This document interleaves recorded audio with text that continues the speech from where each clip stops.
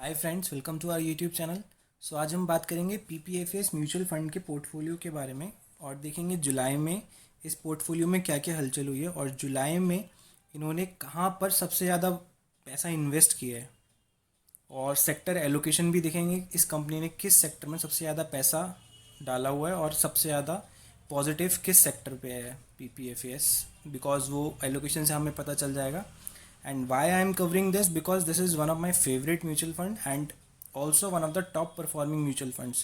मैं कल एक न्यूज़ में भी पढ़ रहा था that it has performed and given 15% per annum returns from in last 3 years and 5 year period. And I am also holding this fund and I do track these fund from last 5, 6, 7 months. And आज मैंने इस पर video भी बनाया है। चलिए start करते हैं। So this first slide is showing insider holdings. So this is a very unique feature of this scheme that insiders holds almost 150 crore rupees of AUM out of 4,000 crore AUM, almost 3.6%. So insiders have skin in the game, means they have also invested their funds in the same pool as we general public invest. So एक ये बहुत important feature हो जाता है और इससे पता चलता है how serious and dedicated management is. So चलिए बात करते हैं सेक्टर एलोकेशन की।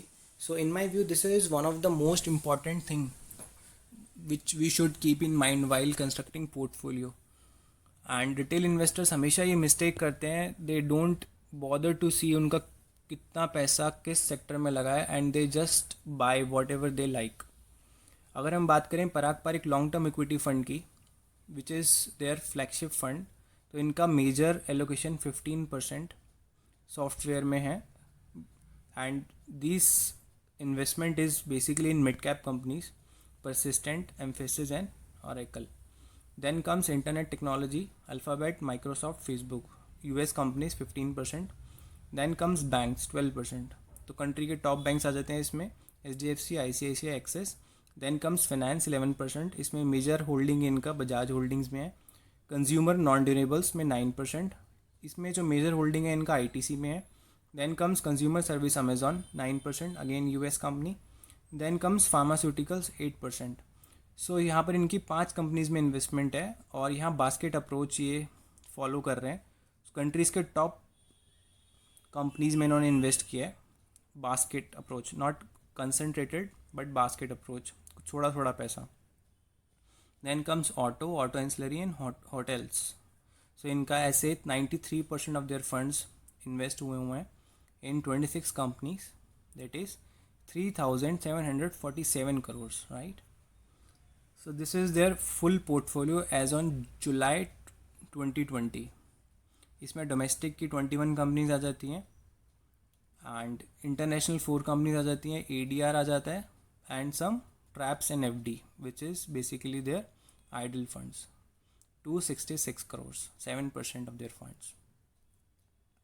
और अगर हम बात करें जुलाई में इनके फंड में क्या हलचल हुई है, सो एवरीबडी नोज और इन न्यूज़ में भी आ गया था कल और ट्विटर पे भी बहुत फेमस हो रहा है that Indian Energy Exchange they have added 15 lakh shares. But कितना ऐड किया है? 15 लाख शेयर्स ऐड किए हैं, 26 करोड़ अप्रॉक्स इन्वेस्ट किया है which is 24% of their total investment of Indian basket. जो इंडियन कंपनीज में इन्होंने इन्वेस्ट किया है उसमें से IEX में 26 करोड़ किया है which is 24%।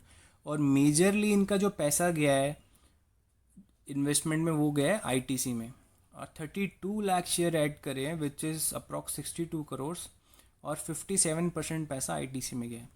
And other companies are Sun Pharma, Bajaj Holdings and Hero MotoCorp. और इनके अलावा इन्होंने कोई भी कंपनी में स्टेक रिड्यूस नहीं किया है, राइट, और सिर्फ ऐड ही किया है। थैंक्स गाइस, अगर आपको हमारी वीडियोस पसंद आ रही हैं तो please do like and subscribe our channel.